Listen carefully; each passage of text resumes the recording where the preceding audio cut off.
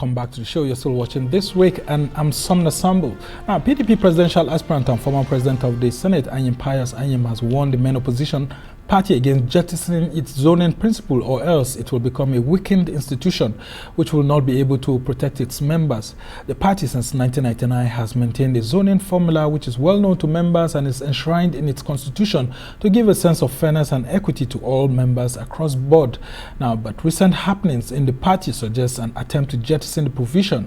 Now, the former secretary to the government of the Federation, who is an aspirant for the presidential ticket of the party, is asking the PDP not to risk abandoning this zoning principle because it will have a difficult, it will create a difficult scenario as the party prepares for 2023, and it may likely weaken it. Let's listen to him. Please support me, return me to power. Let me continue from where President Goodluck Ebele Jonathan stopped. Do you know why? We had a systematic plan to refocus the country. We had a systematic plan to return the country on the path of peace and prosperity. There were policies we put in place. There were parameters we tried to put in place. There were policies that actually encouraged foreign investors to come to Nigeria. And today, where are they? If you stand by me, if you partner with me, we will return this country again on the path of peace, again on the path of growth, and again on the path of prosperity. Well, Anyim Pius Anyim there. Now, Afegbua, who is a stakeholder in the PDP, has been at the forefront of canvassing for the party to follow its zoning formula. He joins us now in the studio to look at this issue. Kasim, this issue keeps coming up over and over. Is this issue of jettisoning zoning going to be given full consideration by the neck of the party when it meets, or you think that there's already a conclusion based on what we are hearing? Well, thank you very much. I think the issue is beyond the neck of the party. The issue is purely at the doorstep of the constitution of the party, the PDP. In the wisdom of those who were the framers of the PDP constitution, taking into account our plural status, our ethnic multiplicities, and the imbalances of Nigeria, taking into account the quota system, the federal character principle as enshrined in the Constitution of Nigeria 1999 as amended, decided to insert that Article 7, Subsection 3C into the Political Constitution that talks about equity, fairness, and justice. The only natural thing to do, instead of rigmaroling and try to postpone the evil day or trying to be clever by half because of the certain greedy ambition of some aspirants, was to just say, since the candidate of the party was from the north in 2019, it should be the turn of the south. It's as simple as ABC.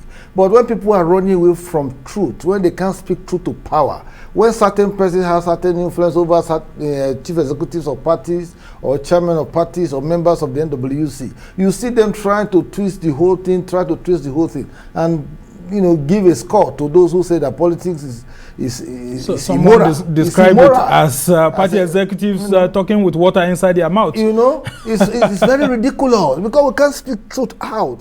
The constitution is there. Why not abide by your constitution? Why say you want to throw open a process? Why say that? And now you are now shifting the goalposts to the neck. The same neck that gave powers to the committee to go and sit and take a decision. The decision is now that you should throw it open, then they will go back to the neck and say, that is not fair. And because PDP is an organic party, they have to be careful.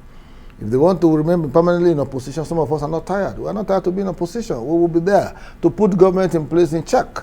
But the right things must be done at the right time. So you're not tired of being in political Siberia? No, it's not political Siberia. Opposition is an integral part of the democratic process. Opposition puts the government in power on their toes. You were discussing the issue of resignation just now. I had called for the resignation of President Buhari earlier in the month, that given the failures that we are seeing, given the killings, given the insecurity and all of that, it's about time for us to tell the man to please take a bow. We can't continue to begin to belabel all of these issues, cultivating incompetencies, cultivate failures, massage them, dress them in borrowed robes. If the man is not competent, he's not competent. But it is not part of the culture of public officers here, you know.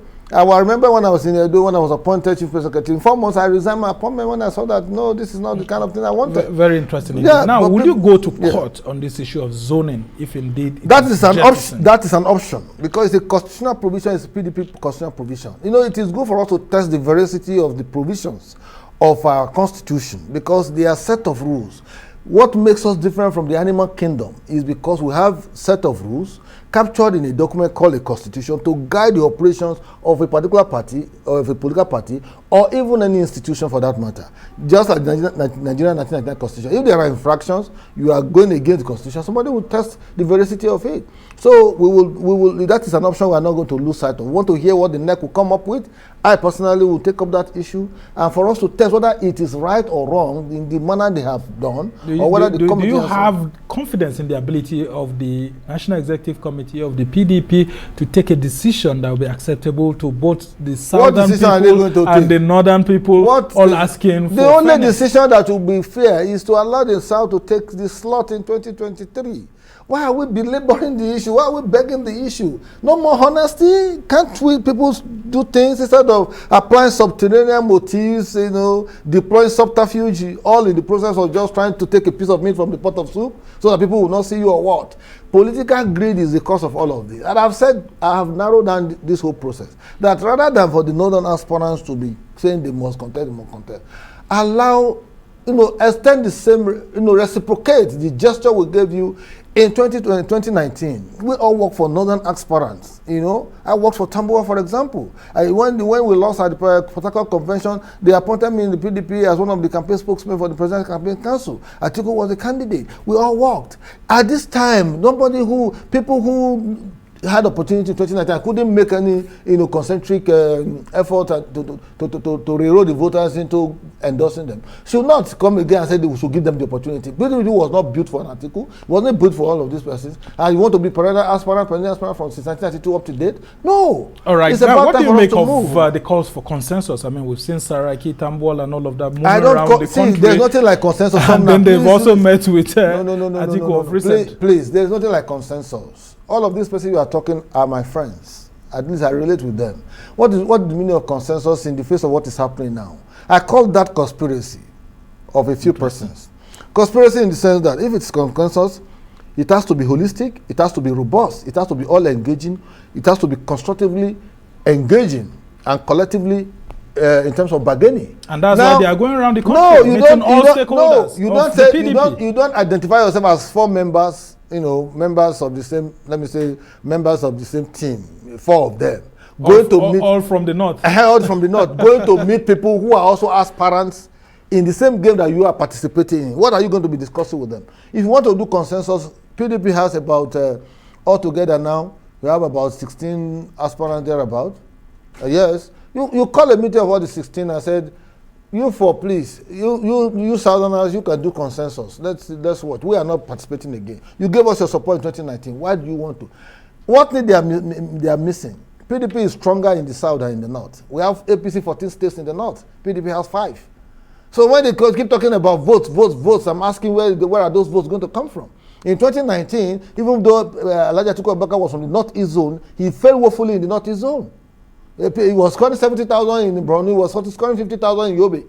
How do you tell? And those have always been the opposition stronghold, and then they became ruling party stronghold from 2015. And yet, somebody who is from the Northeast, if the people of the Northeast couldn't rally around him to deliver votes in the Northeast, where is he going to get the votes in 2023? Are you afraid that he could actually get his ticket? Which ticket?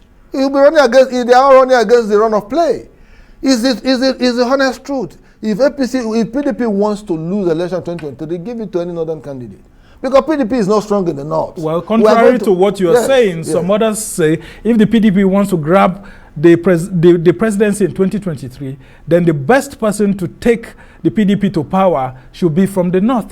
That's what many other party members are saying. You see, Sumner, the demographics do not support this assertion. I have listened to my good friend Tambuwal giving us some analysis here and there. They don't add up.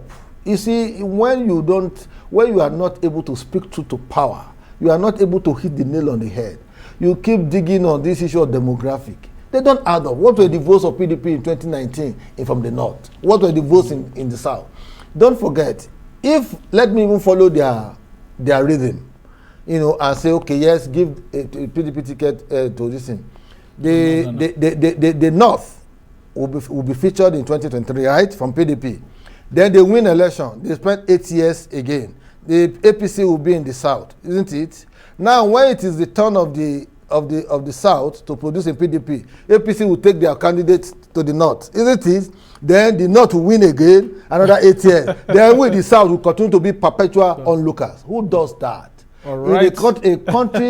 A country as sharply divided as Nigeria, with our disparate interests, with the delicate logic, with all the imbalances, marginalization, politics of exclusion, what you need is balancing of the political algorithms. Well, once you're able to do that, we hope the members of the National Executive Committee of the PDP are listening as they get prepared to take that crucial decision. While they are taking the decision, they should bear in mind that the law courts are open for us to engage and interrogate the processes. So that means there's a likelihood of you going to court? Definitely, to challenge that proviso in the Constitution. Very Article 7 is very key. Very interesting. It's written there. Afegbua. Well, we just have to move on to this last story. A devastating flood in South Africa's eastern coastal province has left at least 341 people dead, according to the government, as rescuers continue to hunt for missing people amid forecast of more rains. Now, President Muhammadu Buhari, while reacting on behalf of Nigeria to the calamity, expressed shock at the large-scale natural disaster which has caused widespread suffering and fatalities. While extending his sympathy to the government and people of South Africa, President Buhari urged other African leaders to work together towards developing common and effective strategies for improving emergency management response. Kasim Afegbua hears President Buhari actually condoling with the people of South Africa, and then he can help in this issue of floods that have devastated that country. Sumner, please stop bringing me to discuss some of these issues.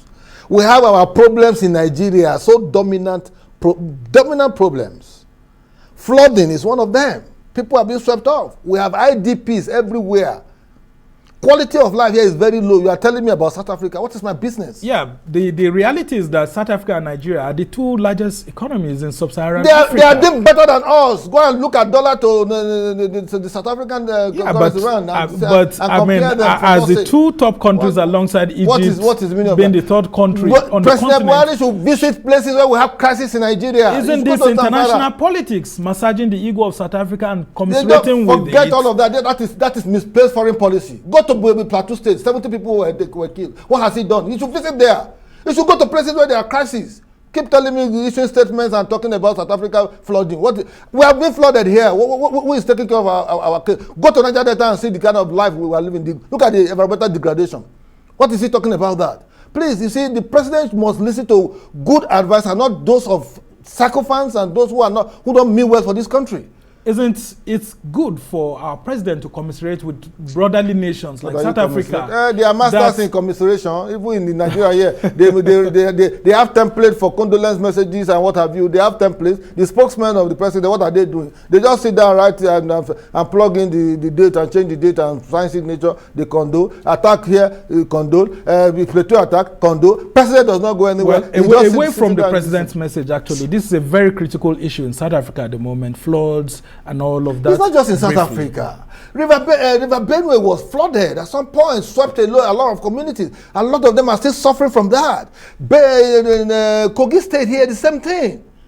In Edo State, if it rains, it is heavy flooding, ecological disasters all over the place. I remember when we were in government in that place, we've solved Queen Ede erosion and all of that. There are so many other erosion danger points. But as the PDP, don't you also play international politics where you actually look at ways of getting across to other countries when they have this the foreign affairs minister should be talking with all this South Africa and all of that. Not the president of the country. I see that is more important than the kind of crisis we are facing here. The foreign policy, the foreign minister or minister of state foreign affairs should issue statements and condole with South Africa, not the president Muhammadu Buhari, when he has enormous challenges on his hands that are begging for attention. All right. And yet we are not getting them. We just hope that the presidency and all those in the ruling or Progressive Congress are listening. Listen. They are tired bones. That's if they don't take your message as one coming from the opposition.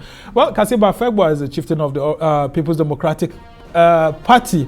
I was almost saying All Progressives Congress because you were there at a point in time before you decided to switch back to the PDP. That's Nigerian politics for you. Well, that's how it's been on the show this week. You've been watching this week, and from us here, that's how it's been. We must thank you for watching the show with us, and we hope to have you around next week again when we take a look at issues happening